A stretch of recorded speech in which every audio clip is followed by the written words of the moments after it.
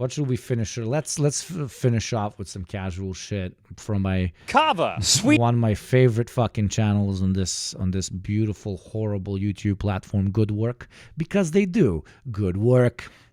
Let's steal their content and beg for subscriptions. Classic Twitch move. Yeah. Whenever I watch good news, I start talking like this. Green, Chipotle. This one is called Why are we eating slop? Why are we watching slop? Why are we buying slop? Damn, Debo with another $5. Dick, I'm a Westoid, so here you go. Fuck, I'm a Westoid, so here you go, sexy. Oh, thank you. There you go. Finally, there we go. I thought you were third world with the $5. There we go. We got a 4. Thank you, Debo. We got a 4. Okay? Thank you very much. Pay your taxes. Be like Debo. Help out your third world struggling chatters. This looks like a very fucking interesting video. Let's check it out. Why do we eat slop? Why is everything a chain in America? Why is everything a chain? I know you're going to tell me that it's because that's your culture. Your culture is having chains of things everywhere, but it is exceptionally unnerving.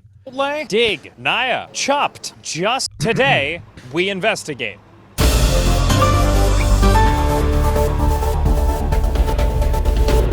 The beginning of the age of the slop bowl can be traced back to the year 1993 AD. If you probably have not seen it anywhere else on Twitch, I've utilized Nightman. I have utilized a very, very advanced subscription pitch. Okay, very advanced subscription pitch. I have segregated chatters according to the part of the world that they're from. Okay. And then depending on that, they owe me their tax. So if they're from the West, they owe me 20. If they're from the West and they're a minority, they owe me 10. And if they are from the developing world, they owe me 5 as a taxation system. I don't think anybody has ever thought of this brilliant idea anywhere on this platform. Like, we invent new things on this channel all the time. What if I'm from a U.S. territory? Okay, but not officially a part of the U.S.? Like, can you vote? Can you vote?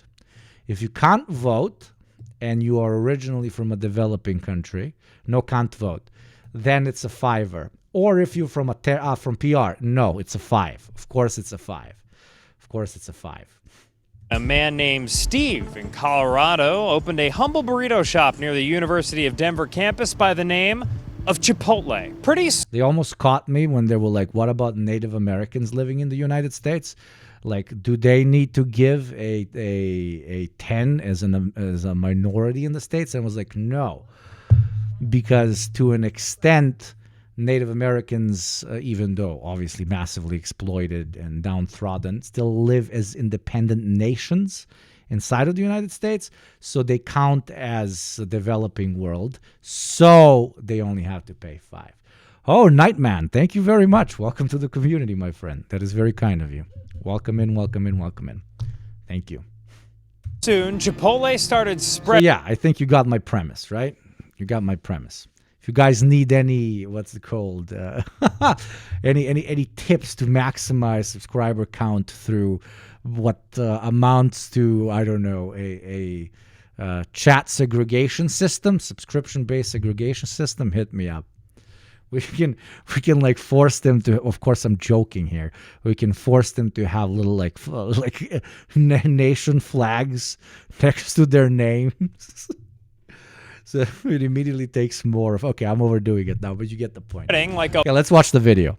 Bomb when you press explode. Today, there are exactly 3,799 Chipotle locations across the United States. Colorado Steve is a billionaire, and many restaurant entrepreneurs have tried to replicate Chipotle's slopularity, combining this. The reason I mentioned that is because like it's a low-key social experiment that keeps getting proven right every single bloody time, and that is, it's literally all the third worlders. Okay, second worlders, third worlders, and minorities from the West that pay their taxes. Like actual fucking white dudes from the United States proper, like very rarely, very, very, very rarely come in. Today we had one. It's like a holy fucking shit. It's like a whoa. Incredible.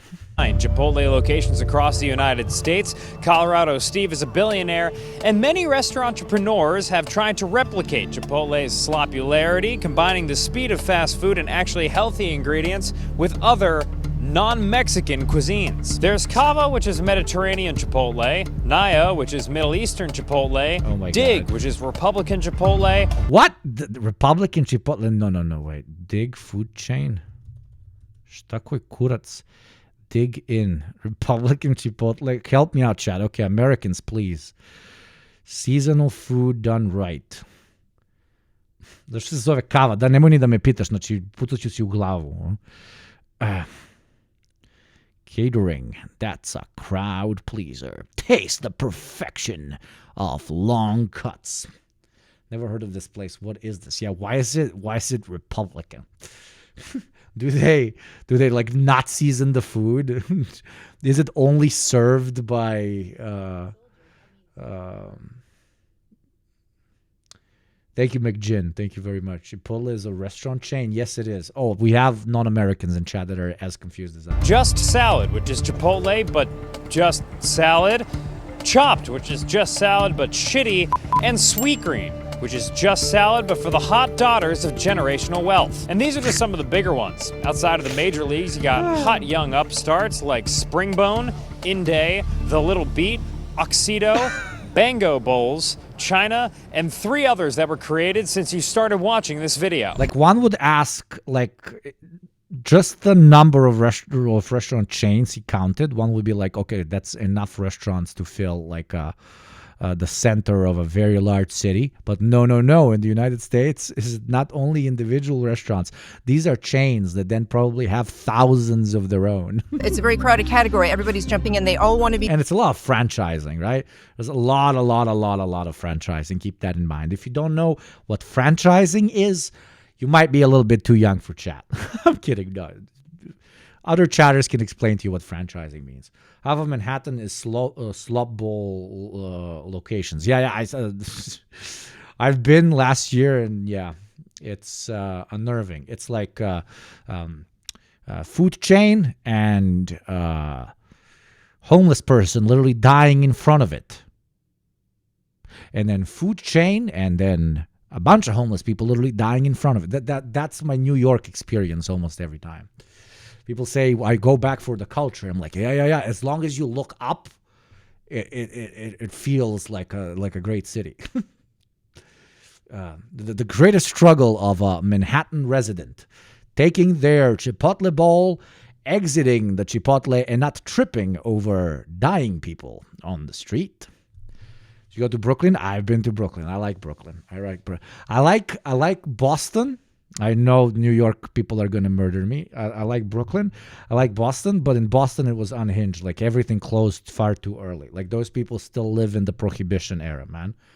Alcohol is more illegal than crack in Boston. Like it's completely absurd. The next Chipotle. Lisa Jennings is a veteran restaurant reporter who I coerced into telling me more about the fast But casual. I am biased, obviously. Lisa Jennings is a veteran restaurant reporter who I coerced into telling me more about the fast casual. I'm interrupting the video too much because of your questions. Have you been to Philly? I have been to the city of Philadelphia, and I unironically fucking loved it. It felt like New York, but not dystopian. And the food was fucking insanely good. And it was clean and it was decent. I was like, what? Am I in the States? But then everybody tells me, no, you didn't go. Like you just were, just spontaneously didn't go into the streets that were completely fucked up. Philly was great. You ever going back to the U.S. with these regulations about pro-Palestinian activism? I wouldn't risk the fucking ticket price just to be sent back. So yeah, low-key might have gone for the last time. But again, I've been so many times. We might be streaming from China. I mean, we will be, unless there's some VPN problems. In October. That's if we hit the target, I'll get additional streaming equipment and shit. It's so fucking exciting. Jennings is a veteran restaurant reporter who I coerced into telling me more about the fast casual space. Fast casual has, I think, really probably for, since the 1990s been the growth category. Last year, among the top 500 restaurant chains, fast casual sales grew 9%, and that was much faster than fast food, which was 2.3% growth, and 1.3% growth in casual dining. That's right, folks. As a peoples, we Americans go hog fucking wild for slop. Roll the tape, Peter. I'm about to get Chipotle for the 3rd time in 3 days. Chipotle, 2 nights in a row. Everything at Sweet Green is made with quality ingredients. All of these bowls are divine. Crispy rice bowl, please. You see how I eat my bowl and it still keep its composure and structure. But enough. Okay, help my Eastern European elitist brain. Can you help me, chat? Okay, are you ready for elitist Ugopnik? Isn't the whole point of recording your food if you're going to a place where most people that follow you have never gone to? Like recording your food, you're showing off. You're like, look at me at this fine dining place. I am richer than you. Cope and seethe, peasant. So what's the point of like recording yourself eating a food that 99% of your Instagram followers have also eaten? Like, what's the point? Like, they've also eaten it. You're like, oh, look at this salad. Yeah, everyone that follows you has eaten that salad. So the only way it makes sense is if it's sponsored, like by Chipotle. Oh, look, crave this now. Look at it. You should crave it. You should crave this thing that you already like. Shows you're relatable. Ah, okay. As like an established Instagram guy or whatever. Hassan does that every day. Really? So yeah, I can see that. You know, like, oh, I'm not one of the cocky ones. I eat Chipotle like you peasants. Throws the Chipotle away and sits to eat their fine steak. Same reason they post pictures of $30 water bottles that everyone else already has, yeah. Now it's all about the personality eating the thing you know you like. All the big chef YouTubers have shifted from actual recipes to just eating McDonald's and rating them. What is this alternative universe of content that they've never touched? What the fuck? This is opening a completely new fucking floodline for me. What the hell? This is like, I don't know, like never having been on TikTok and now finally discovering it from word of mouth. So this is an actual thing. Like, you guys watch motherfuckers that eat and you relate to the guy and you're like, oh, I'm eating with them now. It's an experience. I'm not making fun of their content. God bless, get the bank or whatever, or at least get like the video to pay for the meal. But what? Well, entertaining, dudes. Someone literally gatekeeps everything he eats. What? Desi brate. Sofa cushion. Okay, contextualize it for me, my friend, please. Something is seriously wrong with food YouTubers. I think that honestly a lot of my videos do well just because it's me. I know that people will watch this 2-minute segment of me doing this thing. Maybe 100,000 people will appreciate it, but I need 9 million people to appreciate it. Wow, this guy's awesome. I don't know this guy. I love like. Why is he admitting to what his grift is? That's fucking legendary. That's so honest. I would immediately like watch this guy more. What? That is so fucking honest. That is crazy honest.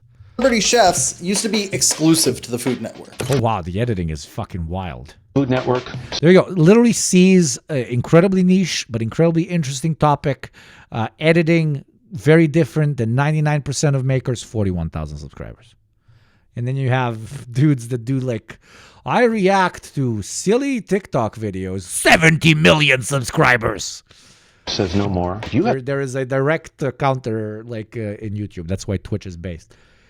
You watched the bear acting video? The bear acting? I watched the bear, but the bear acting video? What are you talking about? Like the behind the scenes or something? Have any doubt in your mind that African Americans are offended by the N-word? I don't know, Matt. I have asked myself that so many times. But these days, even the biggest celebrity chefs from the Food Network are actually... So like a Trump voter, he's a grifter, but at least is honest. Yeah, I have very low standards. I am not a Trump voter. I can't even vote. TLDR, one bear did all the acting in American movies. Oh, that's what you mean. I thought you were referencing the bear, the show. You're talking about cooking. They used one bear for all movies where they needed a bear, even in the Coked Up Bear one. That would be insane. He used to make good recipe videos, then just started making fast food slop for views, and all of his recipes just became the same. That's how it goes, man. The market wants you to make your shit as basic as possible. The direct correlation between capitalism and shitification is one so obvious that you would need to literally be blind to not see. Slopping around the Trophmus tree. It was time to talk to some real certified bull knowers. Yeah, I'd say mostly just have a lot of experience in the space over the years. Once I started working, kind of dove fully into that world, was eating Chipotle. I mean, sometimes lunch and dinner multiple days a week, just going as my only meal Chipotle for days on end, and then mix it in some kava in there and naya and all that type of good stuff. I'm a resident expert on Chipotle, and I'll mix in kava and sweet green. Candidly, I eat Chipotle 2 to 3 times per week, on average, oftentimes more. I spend hundreds of dollars at Chipotle a month. There's a good rotation of like the kavas, the nayas, the just salads. It's like you kind of have to have one in each slop category. Poke's another one in the rotation. You said to us that you're a veteran of the 42nd Street Slop Bowl corridor? What is that corridor, Devin? Yeah, so for anyone familiar with the New York City area, sort of right outside Bryant Park along 42nd Street from 5th to 6th Ave. Like my job is basically to give you like analysis of stuff, and I have to back it up with reasoning on why I don't fuck with a thing or I fuck with a thing. But sometimes in life you don't fuck with a thing and you don't even know why you don't fuck with a thing. Like their entire meal plan consists of eating from massive corporate chains. And I can't even explain why that is bad. It just like giving unnerving, if you know what I mean. It's just giving a lot of unnerving. Like I hate this. I know I'm supposed to give you a reason why, but there's just something like you have completely, like massive corporations have streamlined your eating habits so that they maximize profit off of one of the most natural things that a man, woman, or NB does on a daily basis. It's like they applied the tech bro approach to taking as much of your screen time as possible, first maximizing how much screen time you have, and then taking up as much of it as possible as a way to maximize profit, literally turning your time into a commodity. And they applied it to food, where they are streamlining, making sure that you eat from their shit as often as possible and as much as possible. Oh, there you go. I gave an explanation of why I hate it. Ha! Too good at this game, bro. Too good at this game. Too good at this game. I was like, I can't give you a reason, and then I give you a reason, man. It's just skills, okay? Skills. I'm the level 100 troll at the bridge. Pay your toll. Hey. It's just about every place you can imagine. Chipotle, kava, naya. Do you go with coworkers, or is this usually a solo trip? Generally with coworkers. Usually at least a couple guys will team up and go at the same time and decide to hit one spot. I love mixing it all together and like getting all the little things in every bite, which I guess realistically like can happen with a sandwich too. But I think there's like comfort in the bowl of it. Like eating out of a bowl is like the greatest thing. I could eat like all my meals out of a bowl. It's still... But that's normal. What? But it's like everyone out of a. She seems like a nice lady. I want to be a dick, but don't we all eat? Plates are bowls. They go like this, and bowls are plates. They go like this. What? Reasonably. Have I found my thing that I'm reactionary about? What? Price, depending on which one you get. And how does your wife feel about? Remember, chat. These massive corporations have invented the utensil we've used their entire lives to eat out of.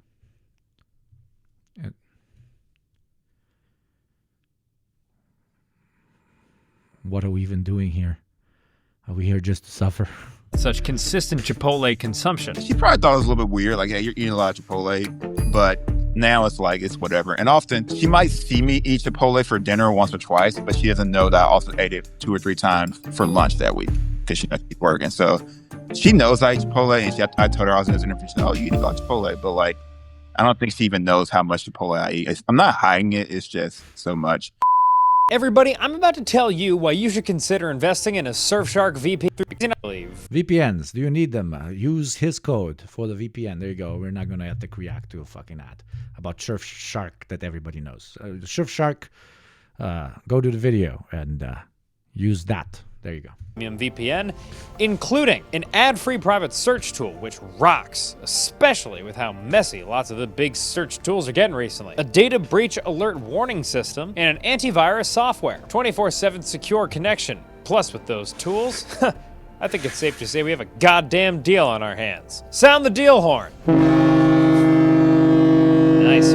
Right now, you can go to surfshark.com/goodwork for an extra 4 months of Surfshark when you enter the code GOODWORK at checkout. That's surfshark.com/goodwork for an extra 4 months of Surfshark when you enter the code GOODWORK at checkout. Thanks for watching and supporting our advertisers. Now, back to the trough, piggies. Relationships aside, it's obvious that for high-functioning, busy folk like these, the appeal of slop bowls lies in its health and efficiency. And I agree that these are huge benefits. In fact, my fast casual shaman Lisa went so far as to say that we shouldn't be calling these bowls slop at all. I think slop bowl has become a term that is, something I think is derogatory. It's, sort of the newer version of what used to be called the sad lunch salad. Okay, so this is our modern version of the sad desk lunch. Sad desk lunch, that's what it was. The term really came from the internet where, you've got all the gym bros who are trying to pile on their proteins. Then the term sort of has shifted over to, what we know as fast casual bowl concept. The fast casual concepts are defined by the fact that they're offering something better for you, better ingredients, and all of Chipotle, Sweetgreen, Cava, those are places you can get a very nutritious, filling meal. I think it's good money for the price for what you're getting. But what exactly are these bowl enthusiasts getting? I knew I couldn't find out just by sitting in my booth as I do, and that's when I remembered something Devin from earlier in the program told me. Sort of right outside Bryant Park along 42nd Street from 5th to 6th Ave, there's just about every place you can imagine: Chipotle, Cava, Naya. Usually at least a couple guys will team up. And just like that, I knew what I had to do. So I whipped up a sign that said, "Talk to me about slop bowls," and expensed an Uber XL to Slop Bowl Corridor. It was quickly obvious that I was in the right place. You, my friends. I mean, I agree completely. I hate when people interact with my content and they call it slop. I can imagine these massive corporations also being triggered by this and being like, no, it's not slop. It's high end for everyone. Yeah. Better ingredients, better slop. Papa Yugo's. Burek only, as Nightman said. Burek only. Oh God, I ate burek yesterday. Oh Lord. Oh, it was incredible. We call this slot lane. You could call this the Bryant. My fiance is fucking obsessed with burek. Park trough. Slop row. I love Slop Alley here. I'm usually just sandwiched in between all these protein bros and a lot of Patagonia vests. These Sweetgreens, Chipotles, and Nayas are the highest grossing in the country. It's a mixture of beef, hummus, and then what they do is they just drizzle your sauce of choice on it and you just slurry it around, and then it turns into slop. I have this most days of the week. This is a daily occurrence. That's my daily ritual. It's a couple times a week. You go here often? Whenever I can. Yeah, every day. They don't taste like anything. I feel like I find no joy in food, and I just want to get fed, and it's very consistent. And Efficiency.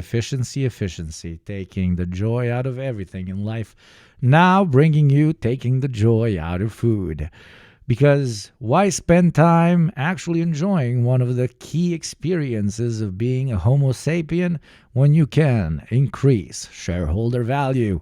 That's why we're going to have a shit ton of food chains around every corner of the financial and working capitals of the world.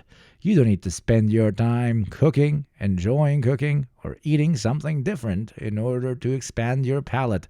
No. Eating is inefficient because remember, chatters, do you make money while eating? No, you don't. So that's a waste of time. It's healthy, and it's right beside my work. Are you a fan of them?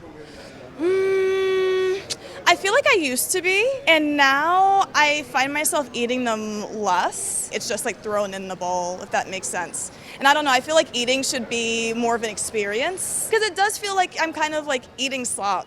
Right. Even if the food is good. I don't know how to explain it. And we work so hard, why feel like a little piggy? Yeah, exactly. Bingo. I probably got the worst slop bowl in this. There's a big Albanian community in Albany, New York. I love how they probably like Albanians where to migrate, and wrote Albania outside of Albania, and Google corrected like, did you mean Albany? And they're like, this is where we go now. We go there right now. City. People in work It is little Albania. laugh at me that I have the driest order that's possible. So hit us with the order. What is it? It is just rice, spinach, chicken, and then some romaine on top with some pita crisps. That's a pretty dry-ass order. I'm not going to lie. When you hear the term slop bowl, I mean, does that sound like an accurate description, or do you think that's unfair? Shoot, it doesn't sound right, but it sure does taste right. What's the appeal of a bowl-based lunch? I think it's just portable and don't mind the shape. It's quick. You can get back to your desk faster. That's basically what you're going. I mean, it's pretty healthy. I agree, but the problem is this. This is what we're talking about. What this gentleman said. Okay. I think it's just portable. I understand the appeal as well, but that's the problem. That's the joke, right? That's the meme. That's the lol at thing, right? Like we are allowing the system to take the joy out of absolutely everything else, because it's giving us a pitch that we should make everything about efficiency. Haha. Get it? Get it? You get it. And don't mind the shape. It's quick. You can get back to your desk faster. That's basically what you're going for, is speed. It's got everything. There you go. Like, that's so fucked up. Come on. That's insane. That's absurd. I'd ever want in a single bowl. Which is what? What do you want? Oh, I want hummus, I want chicken, I want rice, I want veggies, all of it. I'm fueled by slop bowls. Kava's got that sauce. Do you get these for lunch? I don't know. I'm more of a soup girl. I just don't like when my food touches sometimes. I'm very anti-slop bowl. I'm waiting like 30 minutes to get probably 5 pieces of chicken. There's nothing in there, and honestly, it's kind of gross. Also, bring back the 3 martini lunch. The old power lunches they used to have back in the day. Hour and a half lunch, you sit down, you get a steak. Why do we have... There you go. Probably 2 men at opposite sides of the political spectrum. Me and this ginger boy right here. Okay? But we agree. You see? You see? Food can unite us at the end of the day. Getting fucking plastered at 2 p.m. with a good big piece of meat or a good big piece of veggie. Hell yeah, brother. Hell yeah, brother. Fucking give me a high five. Actually, don't touch me, you fucking ginger, okay? have slop bowls now. There's 10,000 bodegas in the city. They all make the same stuff, and it's all fantastic. It's definitely better than what you get here. Why do you think Sweetgreen is a ripoff? It's like $18, so like some lettuce and like a little cardboard like bowl. It was during my time speaking to these chicken-breathed worker bees that I began to realize the real meaning of slop. For some, it's a tool of efficiency. For others, a choice for health. For one particular man, the sauce was intimidating. Kava's full of sauce, man. Not into it. Too much sauce. Yeah, too much sauce. For all of us, though, it represents a congealed, somewhat discolored group of people all working together to try our hardest to get through the day. All of us coming from different backgrounds, yet packed together. So I'm not making fun of these people. I'm making fun of a system which needs you to be so productive, and we are so productive. Working men, women, and NBs of the world are currently more productive than people have ever been in history, yet we're not adequately paid for that increase in productivity. Hell, it doesn't move. The needle doesn't move even for a second. Well, executives and fucking owners end up taking everything. And because we're trying to keep up with something that is borderline impossible to keep up with, we start cutting out other aspects of what it means to experience life as a 21st century Homo sapien. And very often that includes good old food, right? In this particular example, we turn it into something that purely revolves around efficiency and ignores it as an experience unto its own, right? So, like, why the fuck are you working your ass off so that you can afford to experience something? But in order for you to afford to experience something, you have to spend a lot of time not experiencing anything. So what kind of a deal is that? That's a shitty deal. That is a shitty deal from Shitty City, giving you shit, in my modest opinion. But again, don't blame this on these people or everyday dudes and gals. Blame it on a system that forces them to give up those things in order to make ends meet. Here in this one round container we call Earth. Indeed, the vibe of these places is absolutely torched, given that they have the aura of a venture capital firm regurgitating increased shareholder value. Juju Gacha Jeongdae. What was it? Exclamation point Korea or something? What was it? Juju Gacha Jeongdae. Which is Korean for increased shareholder value, apparently. Masticated leafy greens into your mouth like a baby bird. But after making so many new slop friends, I am forced to admit that there are times and places to consume it. So the next time you're out eating a slop bowl at your desk, I want you to look down into your mush of greens and grains and think of me. Think of you. Think of all of us. It might not be ideal, but at least we're all here. Together, slopped as one. For good work, I'm Dan Toomey. Demand more slop. The more slop you can afford, the freer you are. Da-dum, boom, boom, dum, dum, do-doom, doom. Da-da-rap-bam, boom, bam, ba-rap-ti-tin-tin, to-rat-a-doo-doo, da-da-doom, dim, dum-dum-dum, paf, poof, beep-pa-pa-pa. Chicka-taka-pow.